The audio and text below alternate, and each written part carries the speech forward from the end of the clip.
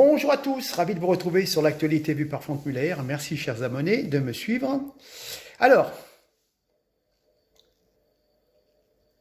les actus de la semaine écoulée, il y a eu un changement quand même de gouvernement, et les ministres à recaser, ne vous inquiétez pas pour eux. Effectivement, ils ont bien été recasés à des postes très très intéressants pour qu'ils continuent de montrer leur incompétence. Bien, comme d'habitude, mauvaise nouvelle du 1er août, il y a eu des augmentations, notamment des augmentations de l'électricité. Et puis, il y a des décrets d'application pour la retraite, dont personne ne voulait. Et donc, j'en parle brièvement dans cette seconde mini-vidéo. Troisième sujet, c'est l'impossibilité de se défendre en France, et on parlera, c'est un duo avec une émission de radio où quelqu'un avait chopé son cambrioleur, l'avait maintenu jusqu'à l'arrivée de la police, et cette personne s'est pris 2 ans avec sursis, et le voleur s'est pris 6 mois avec sursis. Voilà, donc il faut, je sais pas, se laisser cambrioler, se faire taper dessus, mais il faut surtout pas se défendre. Bien. Les voleurs sont au gouvernement, et pour récupérer 4 milliards, on va vous, théoriquement, doubler la TVA, qui va passer de 10 à 20% sur les travaux de rénovation, certains travaux. Voilà, ce qui ferait donc un gain de 4,3 milliards, je crois, pour l'État. Donc on vous demande de rénover vos appartements par rapport à l'écologie, aux économies, puis du coup, derrière, bing, voilà, bref. La crise africaine, le Niger et tout le reste, tout semble s'embraser, ils en ont marre de voir les Français, ils en ont surtout marre de voir nos dirigeants. Les Africains souhaitent un peu de respect, de considération, et puis, effectivement, c'est pas depuis 6 ans avec Macron qu'ils ont eu du respect, de la considération, et ça fait quand même plusieurs années que ça dure. On va en parler donc dans cette vidéo.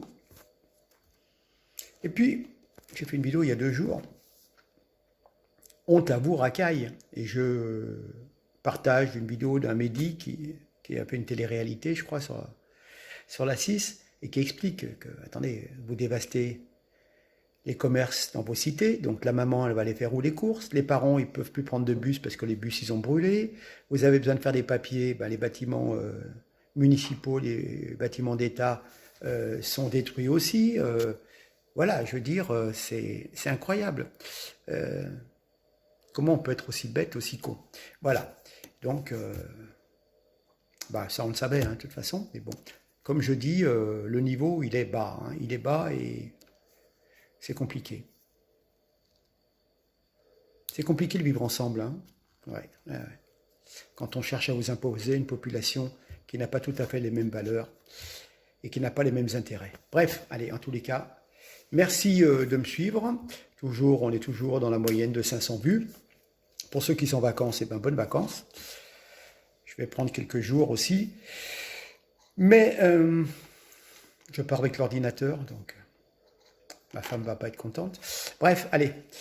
Oui, mes chéris, j'utiliserai l'ordinateur seulement quand il pleut, quand on ne peut pas sortir. Donc, tu comprends? Oui, d'accord. On dit ça au départ.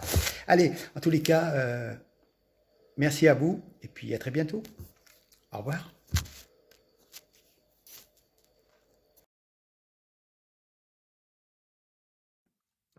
Bonjour à tous, mardi 1er août.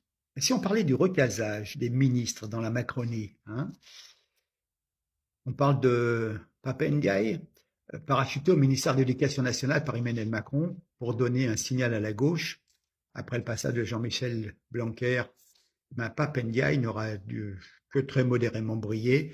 C'est le moins qu'on puisse dire, en à peine plus d'1 an d'exercice, je crois 14 mois. Donc la droite lui reprochait ses positions trop wokistes et indigénistes, et la gauche son manque d'entrain à défendre l'école publique. Les directeurs d'école n'étaient guère ravis de voir leur ministre de tutelle les abandonner en pleine campagne sur l'épineux dossier des abayas. Rappelez-vous, il y a encore quelques semaines. Car c'était à eux de décider s'il s'agissait ou non d'un vêtement religieux. Franchement, la bonne blague. Même le premier syndicat du primaire, SNUIP, FSU, a dit Blanquer savait au moins de quoi il parlait, ça en dit long sur les capacités de Pape Ndiaye. Voilà. Alors, c'est un truc qui marche peu de Dieu au Macronistan, c'est bien le recasage des anciens ministres. À peine éjecté du gouvernement, Pape Ndiaye est nommé ambassadeur auprès du Conseil de l'Europe. Voilà, hein, il va représenter la France auprès de ce Conseil de l'Europe. Rien que ça, quelle reconversion éclatante pour cet universitaire de 57 ans. Voilà, vous le sentez un petit peu? L'odeur des petites combines politiques dans l'air, voilà. Hein. 14 mois rue de Grenelle au ministère de l'Éducation et déjà repéré par l'Élysée pour occuper une fonction diplomatique prestigieuse à Strasbourg. Voilà. Hein. Ce monsieur est spécialiste de l'histoire sociale des États-Unis et des minorités, mais il faut croire qu'il a tous les talents pour devenir ambassadeur. Voilà. Hein. D'ailleurs, de toute façon, pour briller dans des fonctions internationales, vous savez très bien qu'on n'a pas besoin d'expérience politique. Hein. Et en plus, Macron, je crois, a détruit toute la filiale de la diplomatie française. Voilà. Hein. Voilà. Et ben voilà, des missions diplomatiques pour tous les goûts avec Pape Ndiaye. Et puis, donc il passe à couler douce en s'occupant de la défense des droits de l'homme. Un boulot tranquille, il n'y a pas douté. Et puis donc il avait une femme qui occupait ce job, Marie Fontanelle. Il l'a précédée pendant 3 ans. Et puis donc elle passe le relais à ce monsieur qui n'est absolument pas expert en diplomatie. Bon, on va voir ça. Commence le 1er août, aujourd'hui. On attend les prochaines gaffes. Je pense qu'il sera à la hauteur de son mandat éclair à l'éducation nationale. Je pensais que la politique, c'était une affaire sérieuse, mais certainement pas avec ces gens-là. Alors, c'est actuel, cette reconversion, mais c'est quand même surprenant de voir tous ces ministres déchus qui retrouvent vite des postes prestigieux. Moi, je me souviens du Castaner. On lui a filé la présidence du conseil de surveillance du port de Marseille et la présidence du conseil d'administration des autoroutes et tunnels du Mont-Blanc. Mer et montagne. Voilà. Pour le port de Marseille, je ne sais pas quelle est sa rémunération, mais pour le tunnel du Mont-Blanc, c'est un peu différent. Son prédécesseur, monsieur Thierry Repentin, avait reconnu en 2017 qu'il percevait 75 000 euros bruts par an. Voilà. Hein. C'est pas le Pérou, mais c'est pas mal non plus par les temps qui courent. Et puis, rappelez-vous cette figure emblématique du premier quinquennat, la très sage et bien élevée Amélie de Montchalin, après avoir quitté son poste de ministre de la Transition écologique à la suite de sa défaite aux législatives. Amélie de Montchalin a hérité d'un prestigieux poste. C'était le mercredi 23 novembre 2022. Elle a été nommée ambassadrice de la France à l'OCDE.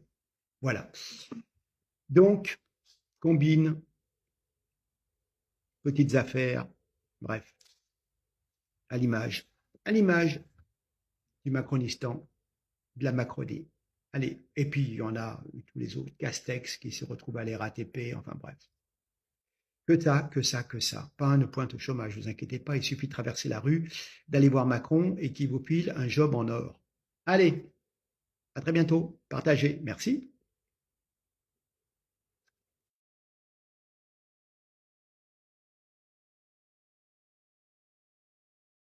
Bonjour à tous, ravi de vous retrouver. Bonjour TikTok. Nous sommes le 2 août. Pour être raccord avec la saison estivale, vous voyez, j'ai mis des fleurs. Je profite toujours, hein, début août, pour faire passer des choses un petit peu énervantes pour le bon peuple. Alors bon, on a eu l'augmentation de l'électricité, hein, bien que je suis retombé encore sur des vidéos où il était pas question de dépasser 8% de hausse. Hein. On en est déjà à 25 en un an. Et là, c'est le journal officiel avec donc publication des décrets relatifs à la fermeture des régimes spéciaux. D'accord. Donc, c'est paru journal officiel le 30 juillet et donc à partir du 1er septembre, il n'y aura plus de régimes spéciaux, les gens seront affiliés au régime général ou ARCO, AGIRC, etc. etc. Hein, voilà. Hein. Donc, malgré l'opposition du peuple, les décrets ont été publiés. Donc, chers citoyens, vous voyez que nos intérêts sont bien sûr la priorité du gouvernement Et alors par contre, ce qui est très marrant, c'est que dans le libellé, les principaux régimes spéciaux donc, sont abolis, sauf celui de sénateur, de député, de policier. On a l'impression d'être dans l'ancien régime. Les modifications, c'est pour les gueux, mais pas pour les nobles. Et oui. Et puis, toujours au niveau du journal officiel, bizarrement, depuis quelques jours est publié, donc sur ce journal officiel, plein de décrets sur les nouvelles modalités de salaire et de primes pour les policiers et gendarmes. Franchement, c'est étrange. Certainement une coïncidence avec les arrêts maladie qui sont très très nombreux en ce moment. Et oui, il faut se mettre dans la poche les forces de l'ordre, gendarmes, policiers. On ne sait jamais s'ils décideraient d'aller contre le gouvernement. Donc ces gens vont obtenir certainement ce qu'ils réclament, en partie. Déjà au niveau salaire, peut-être pas les moyens. Mais voilà. Hein. Donc plein de modifications sur les grilles de salaire. Et comme ça, ben, ils vont peut-être pouvoir reprendre le boulot sans problème pour pouvoir retourner taper sur les manifestants. Et oui, c'est comme ça. Et puis, on va parler de Dupond-Moretti. On apprenait, je crois, il y a 3-4 jours, que la Cour de cassation rejetait les recours d'Éric Moretti et ouvrait donc la voie à un procès du ministre de la Justice pour prise illégale d'intérêt. Et en effet, il s'est servi de sa fonction pour défendre des intérêts personnels, pour se venger par rapport à certains juges, etc., des personnes qu'il avait dans le nez. Voilà. Donc, c'est une journée ordinaire de la Macronie, hein, de cette Macronie décadente. Puisque, rappelez-vous, à une époque, un ministre mis en examen doit démissionner. C'était à peu près la doctrine. Et puis, maintenant, il doit démissionner s'il est condamné. Bientôt, ça sera un ministre pourra exercer ses fonctions depuis le parloir de la prison de Fleury-Mérogis. Voilà. Hein. Donc, j'avais un titre du Monde. À l'Élysée, on affirme désormais que la doctrine est qu'un ministre doit quitter ses fonctions seulement après avoir été condamné, ou sauf si la pression est trop forte. Enfin bon, bref. Voilà. Vous avez les éléments? Bon, bah, écoutez. Bon début du mois d'août. Et ben, bonne chance à ceux qui sont partis ou qui partent. Profitez-en bien. La rentrée, ça certainement très pénible. Bon courage à ceux qui restent et qui travaillent. Enfin bref. Ou ceux qui ne travaillent pas, mais qui n'ont plus les moyens. Allez, bis à tous et à très bientôt. Au revoir.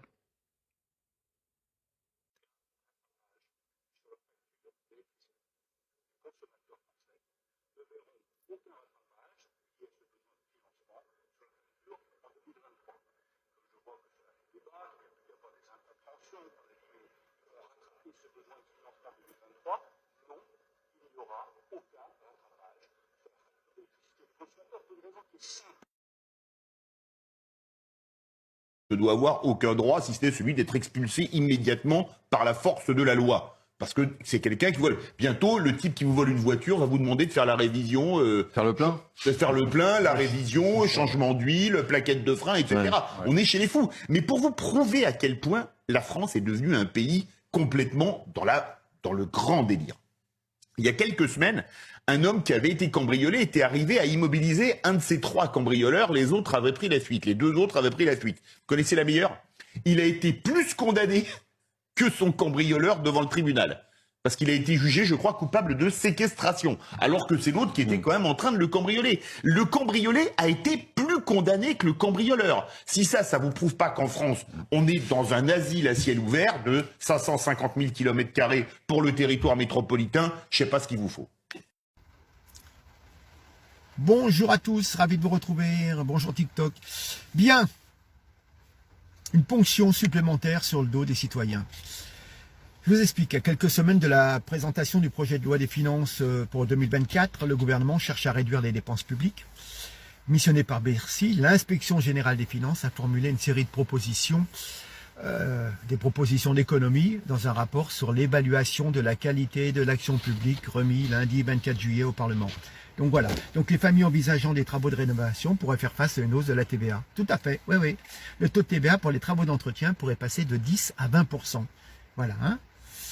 Puis bien sûr, cette décision éventuellement suscite des inquiétudes dans le secteur du bâtiment. Voilà, hein. Alors, je vais vous dire, c'est tout à fait logique. On demande au peuple de faire des travaux de rénovation pour améliorer son habitation sous prétexte environnemental. Et oui, la canicule, oui. Là, ce matin, ça caille. À Lyon, il fait 16 degrés, on est sous la pluie. C'est la canicule. Bon, bref. Donc, on balance une TVA à 20% pour rendre le tout encore plus scandaleux et absurde. C'est tellement génial de voir les coûts grimper en flèche et que le citoyen, le consommateur, soit pris pour un pigeon. Pour économiser 4,3 milliards d'euros, rien ne vaut une petite ponction supplémentaire sur le dos des braves gens. Bravo, chers dirigeants, pour cette brillante idée. Imaginez-vous, vous avez un petit appartement à refaire à cause des nouvelles mesures gouvernementales, des obligations gouvernementales. Vous pensez profiter d'une TVA réduite à 10%, eh ben non, c'est trop facile. On va vous balancer une TVA à 20% pour que vous puissiez admirer la belle addition que les artisans vont vous proposer. Voilà, hein. Alors déjà avec le coût de tous les produits qui ont énormément augmenté, et en plus il y aura donc la TVA en plus. Voilà. Tout ça pour alléger les dépenses de l'État. Mais bien sûr, c'est tellement évident, c'est en ponctionnant le petit peuple qu'on va résoudre tous les problèmes budgétaires. Après tout, pourquoi ne pas faire payer les citoyens pour compenser les dépenses du gouvernement? Franchement, c'est tellement logique. Rassurez-vous, Bercy assure qu'aucune mesure n'est prévue pour l'instant. Ouais, mais bien sûr. Pigeon, il manque pas d'humour aussi. On nous dit ça maintenant, mais l'idée va refaire surface à l'Assemblée lors du débat sur les budgets, et comme il y a une majorité relative, ça risque de passer. On est vraiment gâtés. Enfin, chers propriétaires, si vous devez faire des travaux dans votre logement, préparez-vous à sortir le porte-monnaie, comme dirait l'autre, comme jamais. Il va dilater comme jamais, le porte-monnaie. Enfin, bref, c'est ça la politique de rénovation dans notre merveilleux pays. Payer, et on vous dira peut-être merci, enfin, ou pas d'ailleurs. Enfin, un scandale, quoi. Alors, je vous explique effectivement, il y a différents paliers de TVA dans le secteur du bâtiment. Il y a actuellement trois taux de TVA qui sont appliqués, 20% pour les nouvelles constructions, 10% pour les travaux d'amélioration et d'entretien des logements de plus de 2 ans, c'est celle-ci qui risque de doubler, et 5% pour les travaux de rénovation énergétique, mais après c'est limité vraiment à un secteur très très précis, et encore, voilà. Et ces taux permettent d'adapter la fiscalité en fonction de la nature des travaux réalisés. Par exemple, pour l'énergie, c'est 5%. C'est ce qu'on vous dit, c'est au niveau des chaudières, des choses comme ça. Voilà. Donc, ça sera pour les logements de plus de 2 ans. Donc, pour les gens qui ont, comment dire, le moins de finances, qui ont des vieux appartements, et voilà, ça sera 20%. Alors, évidemment, beaucoup d'inquiétudes des professionnels du bâtiment qui ont déjà du mal. Ça va encore favoriser, si vous voulez, aussi le travail au noir. Voilà. Donc, du coup, pour économiser 4 milliards, enfin, pour avoir 4 milliards de recettes en plus, mais quelque part, s'il y a de moins en moins de factures en déclaré, il y aura des recettes en moins. Vous voyez? Bon. Bref, voilà. Ils sont pas en vacances. Dans la tête, ils pensent doubler la TVA sur la rénovation. Voilà, vous savez tout. Encore un scandale de plus, la TVA. Merci, à très bientôt. Au revoir, partagez s'il vous plaît. Bonjour à tous, ravi de vous retrouver. Et oui, effectivement, la France commence à être détestée de plus en plus de par le monde et surtout en Afrique. Oui, les Africains en ont marre, ils veulent sortir du giron de la France, ils en ont surtout marre de nos dirigeants. On va peut-être dire, en étant charitable, qu'ils ne demandent pas l'aumône, mais le respect et la considération, et c'est pas avec Macron qu'ils l'auront, car depuis 6 ans, à force de vexations, de coups de menton, d'échecs, nous laissons nos anciens partenaires africains aux mains des États-Unis, de la Chine et de la Russie. Voilà. L'effacement de la France devient une réalité géopolitique, une réalité économique et culturelle, historique. C'est considérable, c'est concret, c'est sous nos yeux. La responsabilité de ce désastre incombe évidemment à Emmanuel Macron et à tous ses soutiens politiques. Rappelez-vous, quand il était à une conférence de presse en Afrique et qui disait, devant l'absence du président, qu'il était allé réparer la climatisation, franchement, c'est honteux, quoi. Donc, à contresens de la marche du monde, il vient de supprimer le corps diplomatique, la filière du corps diplomatique. Chaque jour, nous constatons donc l'étendue des dégâts pour cette France déclassée qui perd petit à petit son rang. Après l'humiliation de la France au Mali, puis au Burkina, voilà notre pays entraîné dans la boue par le dictateur du Niger. Enfin, dictateur, c'est un coup d'État contre un président élu démocratiquement, qui était un peu pour nous. Donc c'est un coup d'État. Quand il y a un coup d'État en Ukraine et qu'on impose un président qui est pour l'Occident, c'est une révolution, ou une révolution orange, vous voyez? Voilà. Il y a des changements de vocabulaire en fonction de quel côté sont les gens qui prennent le pouvoir. Bref, je ferme ma parenthèse. Voilà, la seule réponse de Macron, bien sûr, c'est d'évacuer dans la précipitation les ressortissants français, tellement il a peur pour son image de marque. Voilà où on est la France, la décadence de notre pays s'accélère, on le savait, le rêve des Américains, des Chinois, des Russes, et d'une certaine gauche dite progressiste se réalise, une France piteuse et honteuse qui se désagrège en Afrique. Alors il ne faut pas oublier quand même, nos amis africains devraient quand même penser au dévouement des coopérants, les milliards d'aides au développement, la protection militaire, les dizaines de soldats qui sont décédés, notamment dans la protection du Mali contre les islamistes, les transferts de technologie, voilà, ça se compte plus ça, mais on a l'impression qu'ils veulent manger la main qui les nourrissait. Quoique, qui relèvera notre pays et quand? Macron, son horizon s'arrête peut-être à la porte de Versailles. Il a démontré encore une fois sa vertigineuse incompétence. On se demande si cette succession d'humiliations touche vraiment cet homme qui pense que la colonisation est un crime comme l'humanité. Alors, je rappellerai que le Niger, c'est un pays qui a beaucoup de ressources. Il y a du cobalt, il y a du uranium, c'est à peu près 20% des approvisionnements français, effectivement. Il y a du pétrole, il y a de l'or. Voilà. Alors, ce que je tiens à dire aux Africains, c'est que il y a des multinationales, quelle que soit d'ailleurs la nationalité, ça sera pareil. On croit toujours que c'est mieux ailleurs.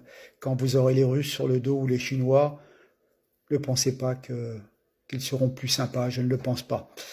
Enfin, ça s'est pas vu que les gens de chez Wagner étaient plus sympas et ne violaient pas les femmes. Bref.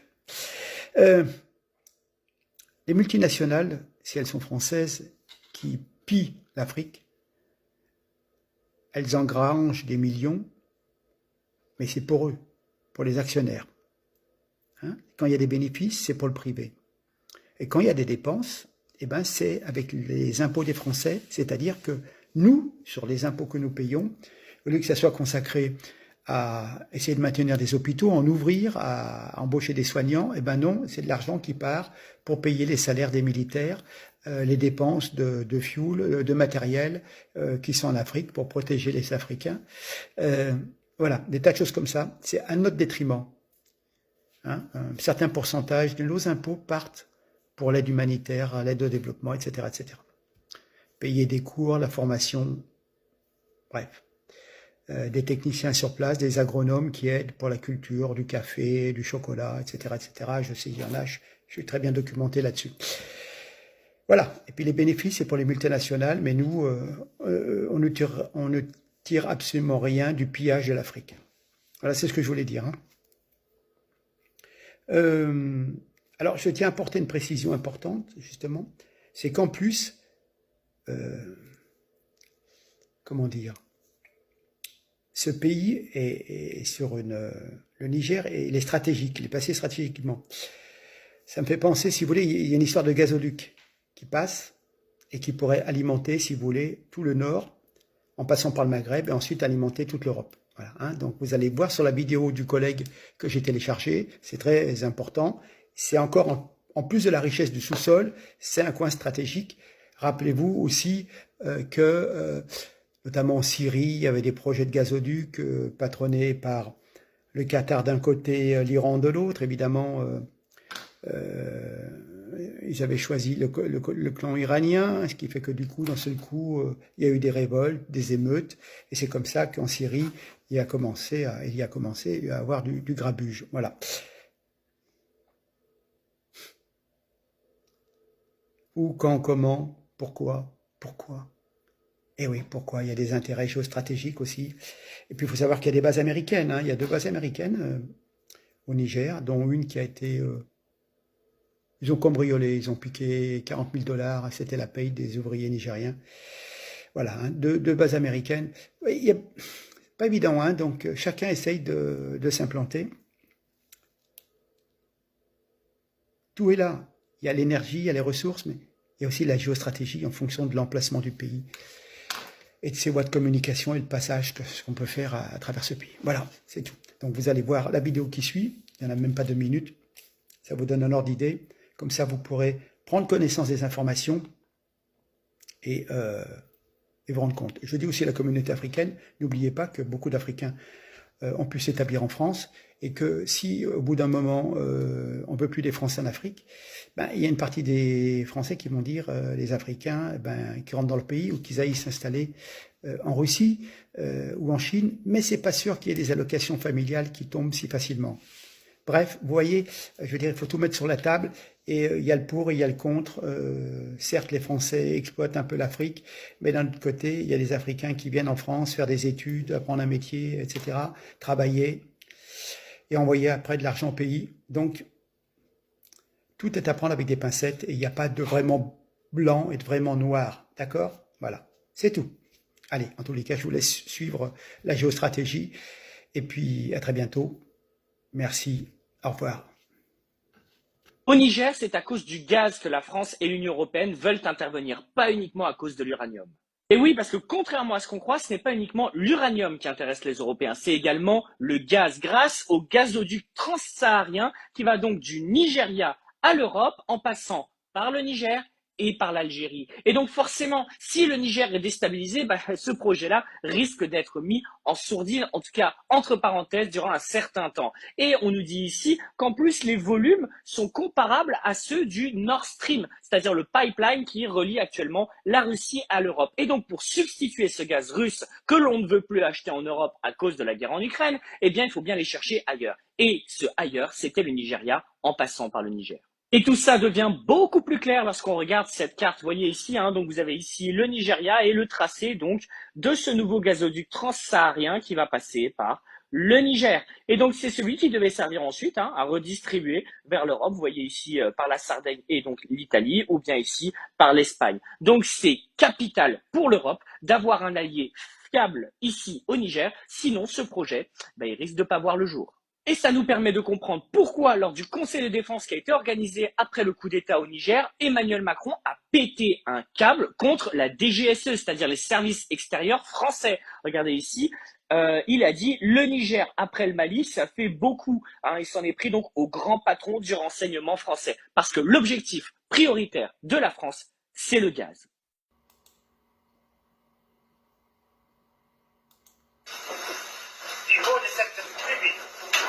Au petit Emmanuel Macron, qu'il comprenne enfin que le Niger n'est pas la France, et que l'Afrique n'est pas l'Europe, et que de quel droit et au nom de quoi il s'ingère dans une affaire qui ne concerne que le peuple souverain du Niger et sa vaillante armée.